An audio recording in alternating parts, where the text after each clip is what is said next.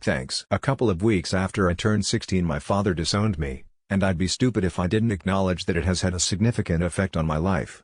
I didn't have many friends as a kid, and wasn't close to anyone. My father would stop talking to me for months at a time and I'd effectively be a stranger living in a house with the rest of the family, confined to my room, eating on my own and not taking part in any family activities. When he kicked me out I went to live with my mom.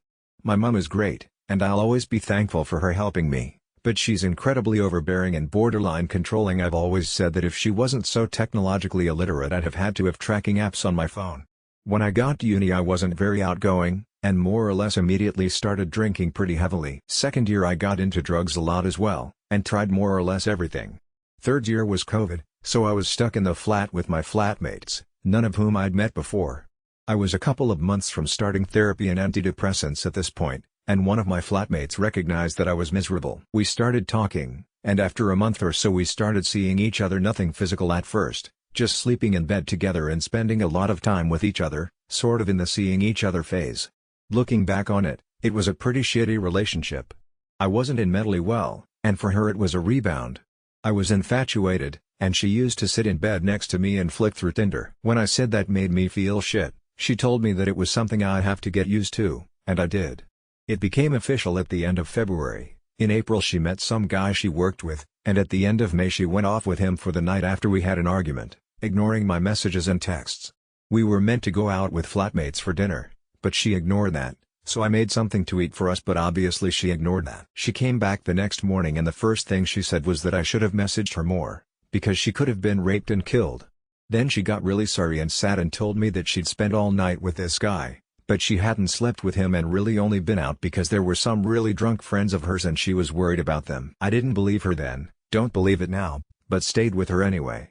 I don't know why she was so sure about staying together, but I feel like it because if I broke up with her then she'd be a cheater, but if she broke up with me later then it would just be a failed relationship. We went back to my mom's, and the entire time she said I was being miserable for no reason. A week after she went off with him, she broke up with me, saying that it was because I was being miserable and that she had been thinking about breaking it off for a few months. She didn't even say goodbye when she left. She told me that I had to leave the flat, that I had no one, that I was being unreasonable, and I was pretty upset by it all. I was signed on for a postgraduate course, but I ended up dropping out of that before it started, but I still had to pay for an alternative flat for a year that I'd signed up for in a rush. I couldn't pass the contract on, it was an absolute dump of a flat.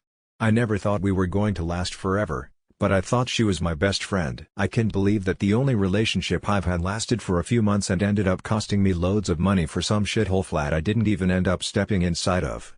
I recognize that I wasn't easy to be with, but I don't understand why she couldn't have broken up with me like a normal person. She told me later that she didn't want it to be awkward. I don't know if she got with the other guy, but I feel sorry for his girlfriend. Apparently he broke up with her so that he could ask mine out. I've not had another relationship since. I've wanted to focus on getting a good job so that I don't get burnt so hard if this happens again.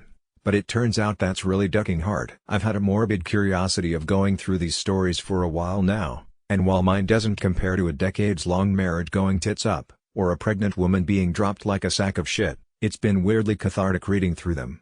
I've been up and down about her since it happened, but I've felt better about it recently and I think the stories here has something to do with it. A lot of comments point out common behavior of shitty relationships and has a go at rationalizing it, which has helped a lot. I used to be really sad, then angry, and now I just feel disappointed that I didn't see the obvious red flags. It wasn't even a case of hindsight being 20/20, she literally told me to get used to her going through Tinder and I did, like a complete ducking melon. There was so much more dogshit stuff that I just ignored or told myself was one of her idiosyncrasies. But it turns out her main idiosyncrasy was being a cunt. So thanks for the catharsis, and the chance to write this all down. It feels a bit wrong to lurk here without acknowledging the fact it's helped. It feels like a therapeutic exercise in itself. Your submission on our infidelity has been flagged for human review. If you are seeing this comment there is a good chance that your post is violating Rule 1 or 2. Please revise your choice of words. If the mod reviews your comment and finds otherwise, it will be released. I am a bot, and this action was performed automatically. Please contact the moderators of this subreddit message compose to our infidelity if you have any questions or concerns.